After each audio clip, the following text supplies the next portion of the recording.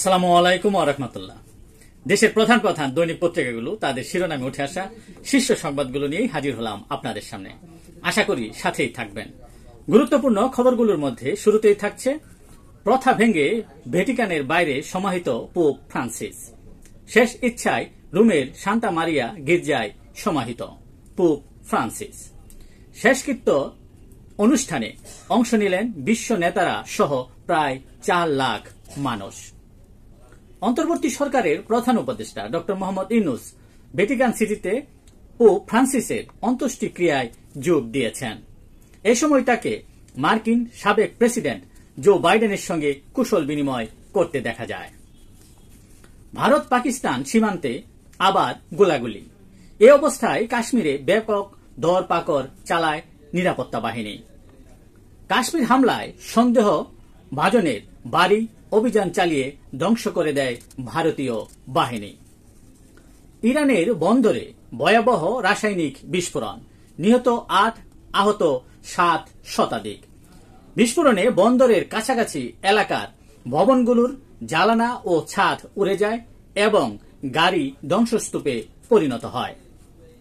উপদেষ্টা আসিফ মাহমুদ বলেছেন, ধরে নেওয়ার কোনো কারণ নেই যে নতুন রাজনৈতিক দলেই যুক্ত হব, বেস্ট অপশনটাই চুজ করব বলে তিনি জানান।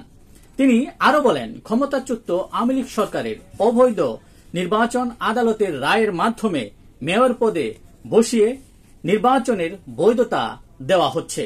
রাজনৈতিক দলগুলোকে এটা থেকে বিরত থাকার উচিত বলেও তিনি মন্তব্য করেন। ঐক্যমত্য কমিশনের সাথে জামায়াত ইসলামীর আলোচনা। প্রধানমন্ত্রী পদে এক ব্যক্তি দুবারের বেশি নয়। পিআর পদ্ধতিতে নির্বাচনের প্রস্তাব, দ্বিকক্ষ সংসদে একমত, দ্বিমত বহুত্ববাদে। আইএমএফ এর ঋণের কিস্তি না পেলে ক্ষতি হবে না বলে জানিয়েছেন বাংলাদেশ ব্যাংকের গভর্নর ডক্টর আহসান এইস মনসুর। ঢালাও আসামির নেপথ্যে বাণিজ্য, বিদ্বেষ ও দ্বন্দ্ব। জুলাই আন্দোলনের মামলা, 675 আসামির নাম বাদ দিতে বাদীর আবেদন। ফিলিস্তিন, ভারত, রোহিঙ্গা সহ সারা বিশ্বের নিপীড়িত মুসলমানদের প্রতি সংহতি জানিয়ে আধিপত্যবাদ বিরোধী মুসলিম ঐক্য মঞ্চ গতকাল রাজধানীতে জামায়াত করে। 8 মাসে 24 নতুন রাজনৈতিক দল। রাজনীতিতে কৌতূহল। প্রতি নির্বাচনের আগে এরকম নতুন দলের আত্মপ্রকাশ ঘটে। ঘুরে ফিরে চেনা কিছু মুখ পুরনো মঞ্চ ছেড়ে নতুন ভাবে সামনে আসেন। নীরবে ডুবছে পুঁজিবাজার। আস্থাহীনতার সংকট বাড়ছে।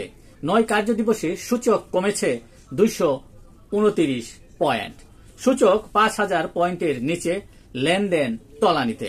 এক সপ্তাহে বাজারের মূলধন কমল 13,000 কোটি টাকা। দেশের প্রধান প্রধান দৈনিক পত্রিকাগুলো তাদের আন্তর্জাতিক খবরে যে খবরগুলো গুরুত্ব সহকারে ছাপিয়েছে তার মধ্যে শুরুতেই থাকছে, প্রায় 2 মাস ধরে গাজায় খাদ্য ঢুকতে দিচ্ছে না ইসরায়েল, সংকট চরমে। নতুন করে হামলায় আরো 45 জন নিহত। বাথ ট্যুরিজম বন্ধে কঠোর হচ্ছে যুক্তরাষ্ট্র। দেশটির পররাষ্ট্র মন্ত্রণালয় জানিয়েছে, যেসব বিদেশি নাগরিক শুধু সন্তানের আমেরিকান নাগরিকত্ব পাওয়ার জন্য পর্যটন ভিসা ব্যবহার করতে চাইবে তাদের ভিসা আবেদন বাতিল করা হবে। পারমাণবিক কর্মসূচি ইস্যুতে ওমানে ইরান ও যুক্তরাষ্ট্রের বৈঠক। এই নিয়ে 3য় দফায় বৈঠকে বসছে উভয় দেশের প্রতিনিধিরা। রাশিয়া ইউক্রেন চুক্তি খুব কাছাকাছি বলে জানিয়েছেন মার্কিন প্রেসিডেন্ট ডোনাল্ড ট্রাম্প। উত্তর কোরিয়ায় 5000 টনের অত্যাধুনিক যুদ্ধজাহাজ উদ্বোধন করল দেশটির নেতা কিম জং ইং। আগামী বছরের শুরুতেই এটি সক্রিয়ভাবে ব্যবহারের কথা রয়েছে। এই ছিল দেশের প্রধান প্রধান দৈনিক পত্রিকার শিরোনামে উঠে আসা শীর্ষ সংবাদ, যা নিয়ে এতক্ষণ আপনাদের মাঝে উপস্থিত ছিলাম। আশা করি আপনাদের ভালোই লেগেছে। সার্বিক খবরের বিবেচনায় যদি আপনাদের কোনো অভিমত, অভিব্যক্তি, সমালোচনা কিংবা কোনো পরামর্শ থেকে থাকে তাহলে অবশ্যই কমেন্টসে জানাবেন। আপনাদের কমেন্টসের প্রত্যাশায় আজকের মতো এখানে বিদায় নিচ্ছি। আবারও দেখা হবে আগামীকাল ঠিক একইভাবে। সে পর্যন্ত অবশ্যই ভালো থাকবেন, সুস্থ থাকবেন। আসসালামু আলাইকুম ওয়া রাহমাতুল্লাহ।